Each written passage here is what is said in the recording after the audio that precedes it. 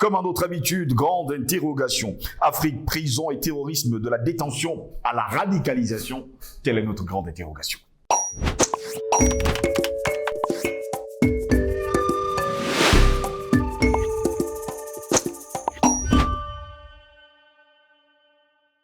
Nous sommes le mercredi 17 mai de l'an de grâce 2023. Madame, messieurs, bonjour. Très heureux de vous retrouver sur Panafricaniste TV. Bienvenue à toutes et à tous à cette autre édition de Parole panafricaniste. Prison et terrorisme en Afrique, au sud du Sahara. Quelles conditions abominables de détention. Vous le savez, nous le savons tous. Il y a une typologie des indignités déshumanisantes qui interpellent, des dysfonctions, des maisons d'arrêt d'une extrême gravité qui désolent et pourtant on présente nos pays comme ceux des droits de l'homme.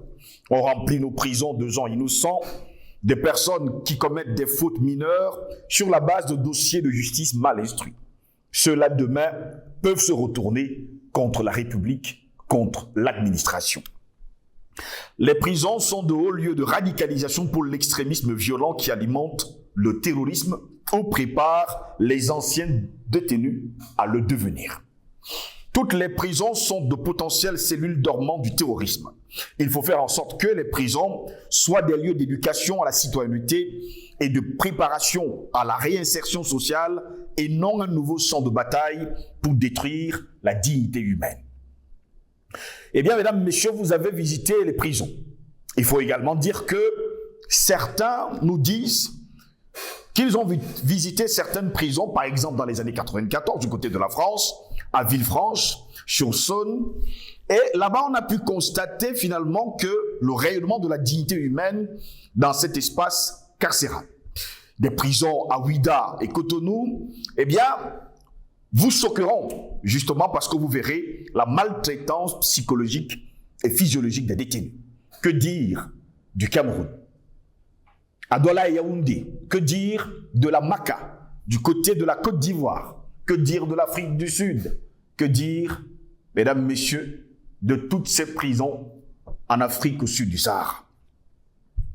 Quels sont les indicateurs d'efficacité d'un garde des Sceaux par rapport aux conditions de détention dans nos prisons africaines? Sans un tel indicateur composite, un garde des Sceaux n'est pas alors porteur d'un délai ou alors d'un idéal pour le respect des droits de l'homme.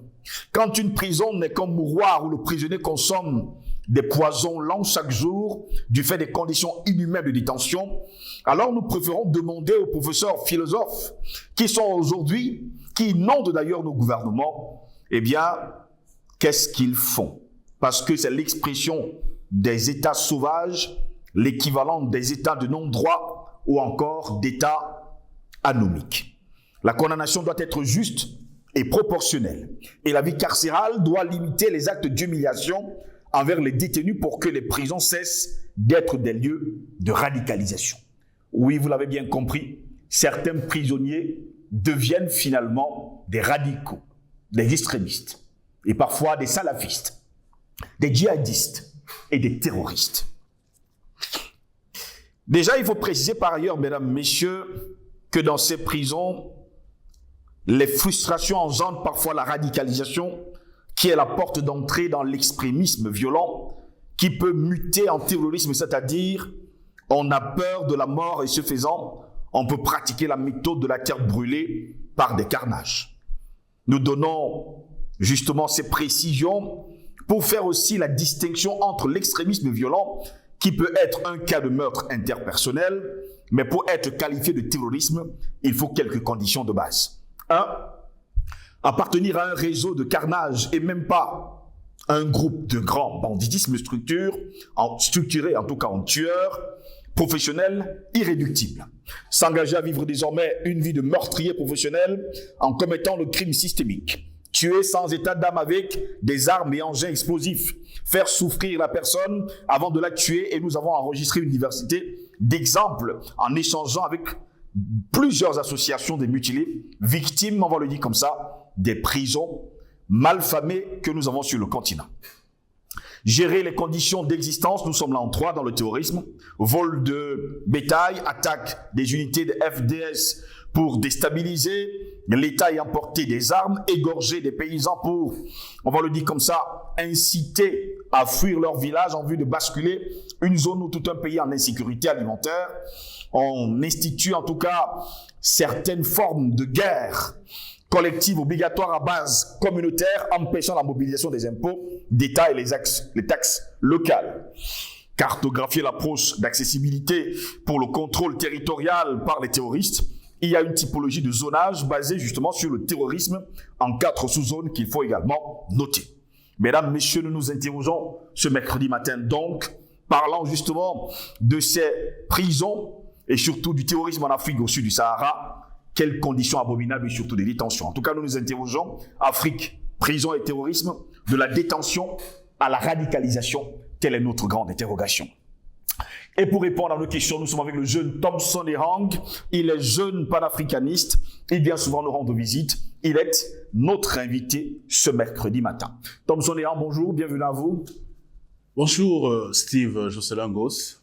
Bonjour à nos millions de téléspectateurs qui sont toujours scotchés sur Panafricanist TV, la chaîne des révolutions, la chaîne qui vient redonner le plaisir et, n'est-ce pas, l'envie de revivre en Afrique.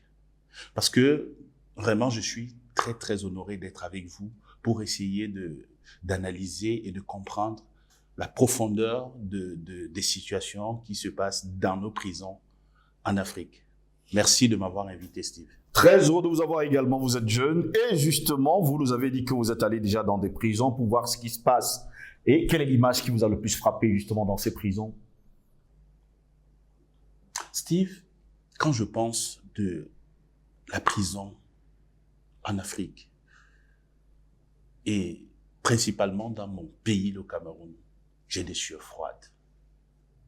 Steve, tu peux pas avoir le courage d'aller rendre visite à un de tes proches, peut-être qui a été détenu, je sais pas, par infraction ou soit innocemment détenu. Parce qu'il y a plusieurs choses qu'on doit revoir dans nos prisons. Je vais d'abord commencer par l'insalubrité. Steve, le milieu carcéral au Cameroun est en état piteux. Tu ne peux même pas imaginer ce que vivent nos frères, nos confrères. Steve, si quelqu'un t'envoie en prison innocemment dans ce pays, parce que c'est autant de choses qu'il faut voir. Vous avez parlé de la radicalisation. La radicalisation commence déjà au niveau de la... Parce que la justice elle-même voudrait mieux laisser en liberté un criminel que d'envoyer un innocent en prison. Parce que voilà où commence déjà la radicalisation. Donc, pour vous, la justice aujourd'hui sur le continent, c'est 2 poids 2 mesures. La justice, je vais te dire sans faille, est partiale.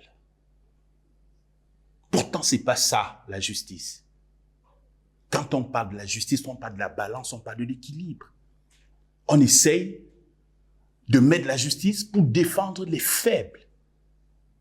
Mais aujourd'hui, la justice est au solde des forts, des puissants, des riches et des corrompus.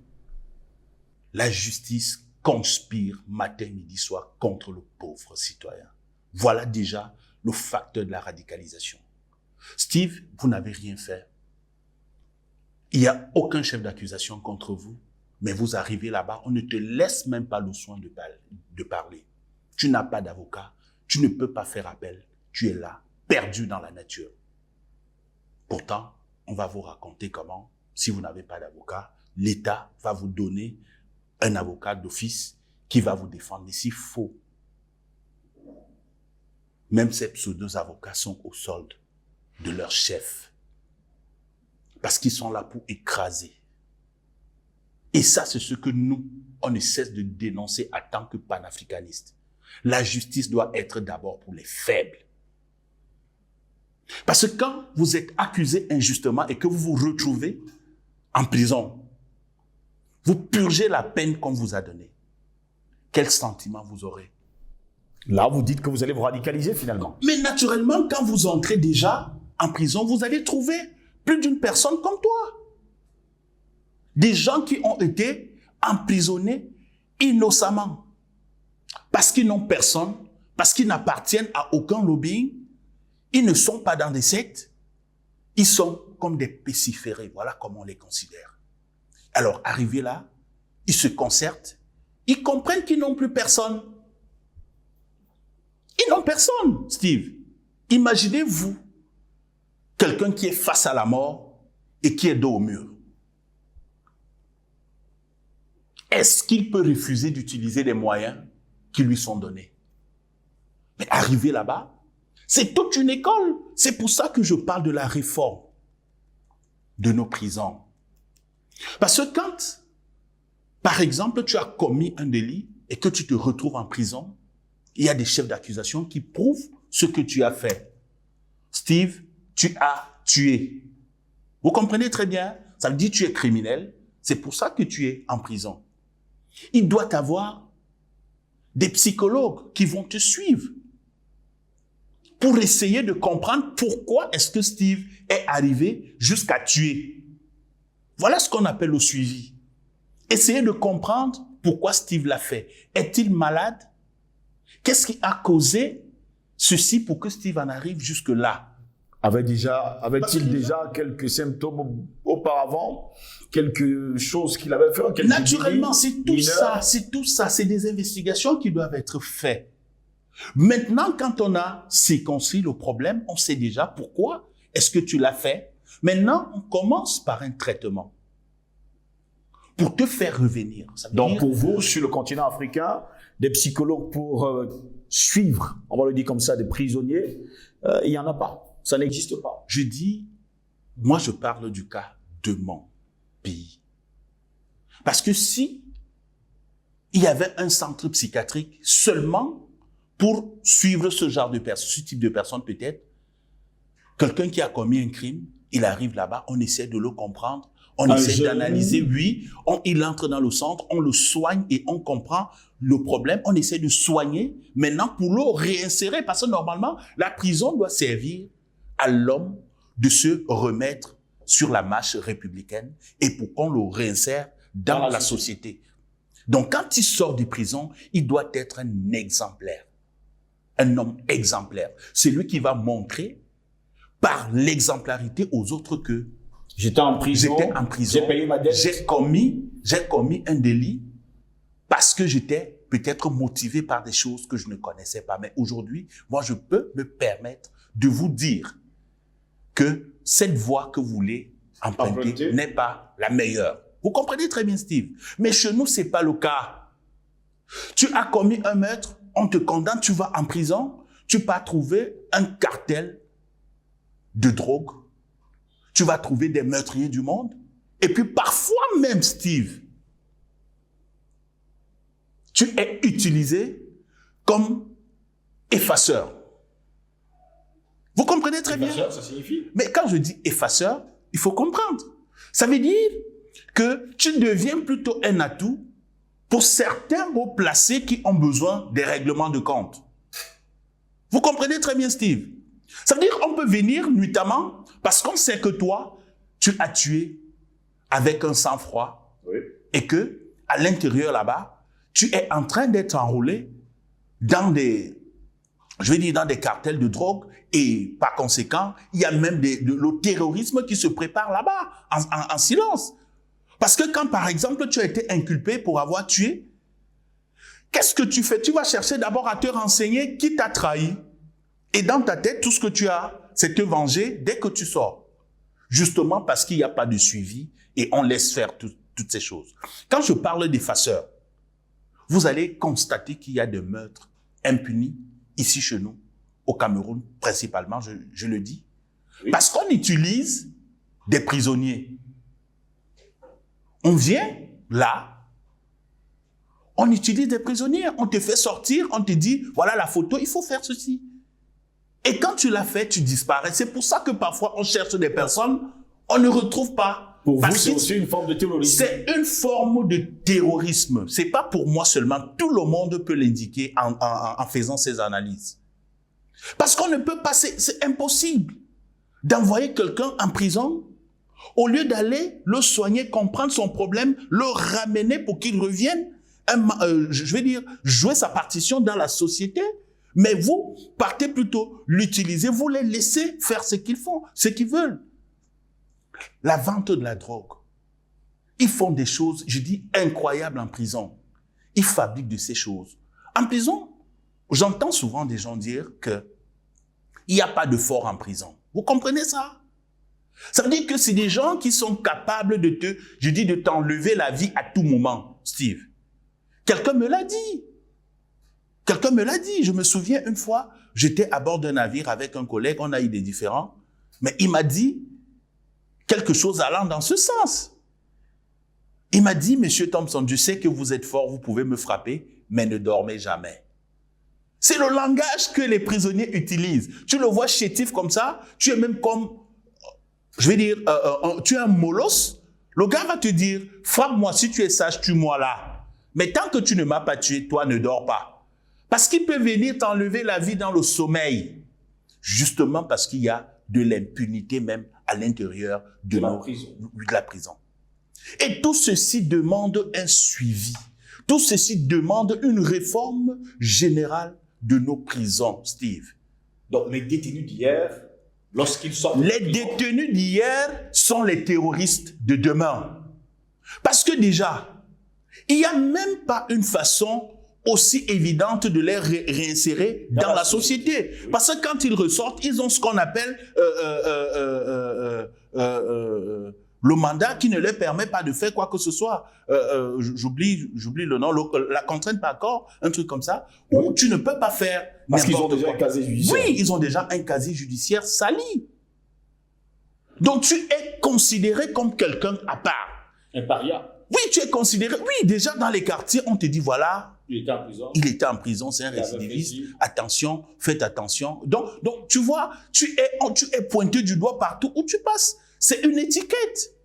C'est une étiquette où tu vas te voir même que, mais dans la société là, je suis différent des autres. Qu'est-ce que je fais avec les autres? Je dois reprendre ma vie d'antan. Peut-être mon existence, c'est dans la prison. C'est là où je vais mieux m'en sortir. Et c'est pour ça. Donc quand il ressort, oui, c'est pour ça que tu vas voir quelqu'un te dit qu'il a déjà fait 5 fois la prison. C'est comme des galons. Et ici au Cameroun, on en parle. Mais on ne regarde pas le mal qui est profond, Steve. La réforme. Parce que quand tu as commis un délit et que tu es en prison, Steve, on doit penser à ton devenir demain. Il ne faudrait pas qu'on dise que la vie de celui-là est finie parce qu'il est allé une fois en prison. Mais pourquoi seulement ceux qui ont volé peut-être des petites choses qu'on les laisse peut-être aller dans ce sens? Regarde les conditions dans lesquelles ils dorment. Steve, il dort dans une cour comme ça. Je dis, vous dormez, je dis comme des cadavres qu'on a lancés. Tu n'as même pas moyen de bouger. Parce qu'il n'y a pas de place. Mais regarde donc. En plein air, sous la pluie, sous le soleil. Je dis, des conditions invivables, Steve. Insalubres.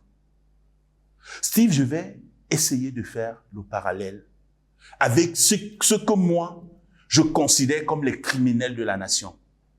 Oui. Les voleurs à col blanc, les prévaricateurs. C'est qui? Je dis, qui tue le rêve du Camerounais? Parce que quand tu voles, par exemple, 40 milliards, tu voles 200 milliards, c'est pour en faire quoi, Steve? Pour toi seul, qu'est-ce que tu vas en faire de ça? Ben, on va t'arrêter, on va te mettre en prison, on te construit. Je dis, c'est comme ta cité. Parce que j'appelle ça cité, parce qu'il a de l'argent, il utilise son argent, il se construit un truc. Donc, il est chez lui en prison, il fait des choses étant en prison, plus que toi qui es en liberté, Steve. J'ai été intrigué une fois, j'étais à Yaoundé, j'ai vu un cortège qui sortait de l'hôtel Hilton. Le Hilton que nous autres, comme ça, tu ne peux même pas aller passer la nuit. Mais j'ai vu le cortège du service traiteur qui quittait du Hilton jusqu'à la prison centrale de Kondengui. Parce qu'un prisonnier doit se marier et il y avait un service. Je dis, pas possible. Mais vous pensez que ça là, ça ne peut pas radicaliser celui qui a tout simplement volé un coq, une poule? Il voit comment lui il est traité et il voit de l'autre côté celui qui a terni son rêve. Parce que lui là, Il a volé la poule justement parce qu'il n'avait pas les moyens de se nourrir. Parce que celui qui est à côté là, qui vit dans l'opulence, en prison, étant en prison, a tué son rêve. Il a confisqué les biens pour lui seul et pour sa famille. Et c'est ça qui pousse celui-là à chercher comment faire pour se nourrir. Oui, Steve, il faut le dire. C'est la précarité qui pousse certaines personnes à faire des choses qui vont les amener en prison. Et quand ils arrivent en prison, ils voient qu'ils n'ont personne, parfois. Maintenant, qu'est-ce qu'ils vont faire? Viens lui proposer un projet de terrorisme, par exemple au Mali, dans les frontières du Mali. Tu vas lui proposer une cagnotte, il va dire, mais je vis même pourquoi, finalement. Alors, si on peut me proposer des millions, mais en prison là-bas, qu'est-ce que je fais? Et quand je suis dehors, je sers à quoi? Si je meurs et que je laisse ça peut-être pour que ma fille, s'il a peut-être une femme, ou soit pour que cela utilise, pour moi, ce serait quelque chose de louable. Ma vie ne sert plus à rien. Moi, je n'ai plus rien à perdre. Vous comprenez? C'est ça le langage. Je n'ai plus rien à perdre. Tu n'as plus rien à perdre. Il n'a plus rien à perdre parce que les gens ont terni son rêve. Parce que quelqu'un a pensé seulement à lui, un égoïste. Et c'est ça que nous, on dénonce aujourd'hui. Ne regardons pas la radicalisation comme si c'était quelque chose où quelqu'un se lève un matin comme ça, il dit, bon, je me radicalise, non, je pars rejoindre le groupe djihadiste, ou soit je pars avec Boko Haram. Non! C'est par des faits comme ça, Steve. Quelqu'un te vole ton rêve. Quelqu'un prend tout l'argent que tout le monde doit utiliser. Il fait ça pour lui. Il part pour sa famille. Il fait tout pour sa famille. Et toi, tu n'as rien. Et quand maintenant tu cherches des moyens pour survivre, tu peux tomber dans un panneau, on te prend. C'est la famine. C'est la pauvreté, c'est la précarité qui te pousse à faire certaines choses. Alors maintenant, tu vas aller en prison avec ces gens-là qui ont gardé leur argent, pour la plupart même, ont mis les noms de leurs proches. Il va dire que ce n'est pas mon argent, c'est l'argent de peut-être le petit frère de sa femme, ou soit son petit frère, son cousin. Mais tout ça, c'est pour lui. Donc vous voyez, c'est un problème profond, Steve. Ne regardons pas ça superficiellement, essayons de comprendre le fond. Il faut qu'on arrête avec ce système carcéral en Afrique. Il faudrait qu'on change des méthodes. Il faudrait qu'on améliore notre système. Qu'on doit comprendre que le prisonnier n'est pas peut-être quelqu'un qui ne va plus jamais rien faire dans la vie. Il peut commettre une erreur. Tu vas en prison, c'est pour qu'on te redresse et que tu reviennes jouer ta partition demain après-demain dans la société et avec de très très bonnes intentions. Et tu seras même le conseiller des autres. Voilà ce que la prison doit apprendre. Voilà ce que la prison doit servir. Et non avoir plutôt, je veux dire, des prisons qui sont comme des mouroirs. Parce qu'il faut voir, Steve, on va parler tout simplement de l'insalubrité, mais on ne va pas signaler nos frères qui décèdent. Parce que quand vous entendez parler du choléra, mais c'est des endroits où tu ne peux même pas blaguer. Nos frères meurent là-bas chaque jour. Le choléra. Les maladies de la peau. Tu vois quelqu'un qui sort de prison, mais tu vas reconnaître tout de suite qu'il sort de prison parce que tu vas voir sa peau est tachée de noir. La gale, tout ce qui va avec, justement parce que les conditions ne sont pas bonnes. Conditions inhumaines. Les conditions vraiment inhumaines, Steve. Franchement, il ne faut jamais souhaiter d'envoyer quelqu'un en prison. Parce que celui-là ne va jamais oublier ce que tu as fait. Donc, à la première occasion, il va chercher à te lyncher. Parce qu'il saura que si tu l'as envoyé là-bas, c'est parce que tu as voulu qu'il aille mourir. Vous comprenez, Steve? Donc, essayons de rappeler à nos autorités, à nos dirigeants, de changer les conditions vraiment carcérales de notre société. Parce que vraiment, c'est invivable et c'est inhumain, Steve. Merci à vous, Thompson et Ham, d'avoir été de notre encore ce matin. Merci Steve, c'est moi qui vous remercie et je remercie le promoteur de cette chaîne de nous avoir, enfin de m'avoir personnellement passé l'antenne ce matin pour pouvoir m'exprimer pour ce problème vraiment qui ne cesse de radicaliser. Parce que quand vous voyez, Steve, attends, je vais faire un petit crochet pour que vous compreniez vraiment. C'est déjà terminé, mais bon, allez-y. Oui, ça je sais. Je dis, je vais faire un petit crochet parce que quand vous voyez même l'intensification de la guerre du Nozo, comme on dit là. Mais c'est quand ces séparatistes sont allés casser des prisons. Vous comprenez que cette affaire s'est intensifiée parce qu'il y a des gens qui sont sortis de la prison étant formatés, étant décidés d'en découdre, parce qu'ils savent qu'ils n'ont plus d'avenir et que leur vie était en prison. Mais si on les tend, n'est-ce pas, une perche, mais ils vont s'accrocher. C'est pour ça que cette guerre a essayé de prendre d'autres formes, parce qu'il y a des gens qui ne savent plus où aller. Donc c'est ça qui rappelle à ce que je suis en train de dire, et ce que je disais tout à l'heure, Steve, la réforme totale de nos prisons. Merci encore, Steve. Au plaisir de vous retrouver très prochainement, mesdames, messieurs. Vous connaissez nos plateformes numériques, YouTube, Facebook, Instagram et TikTok. Likez et partagez au plus grand nombre pour que Panafricaniste TV soit connu de par le monde. Sur ce, je vous souhaite de passer une agréable journée.